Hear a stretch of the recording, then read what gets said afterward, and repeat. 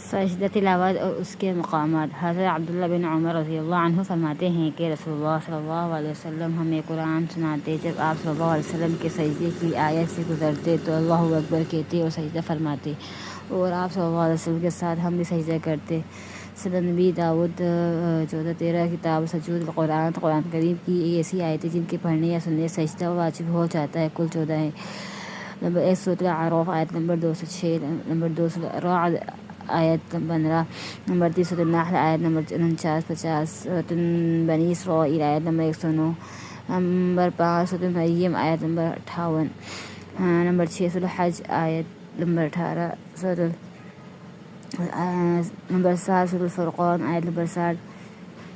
Number 8 سورۃ النمل آیت number 26-25، number 9 سورۃ الم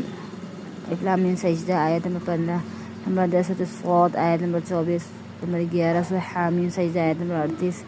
نمبر 12 سورۃ النجم آیت نمبر 62، نمبر 13 سورۃ الانشقاق آیت نمبر 21-20، نمبر 14 سورۃ العلق آیت نمبر 19۔ سجدہ تلاوت کا طریقہ: قبلہ رو کھڑے ہو کر بغیر ہاتھ اٹھائے اللہ اکبر کہتے ہوئے سجدے میں جائیں، اور سجدہ ادا کر کے اللہ اکبر کہتے ہوئے اٹھ کر کھڑے ہو۔ نہ تشہد میں بیٹھنے کی ضرورت ہے اور نہ سلام پھیرنے کی۔ سجدہ تلاوت بیٹھے بیٹھے بھی کر سکتے ہیں، لیکن کھڑے ہو کر سجدہ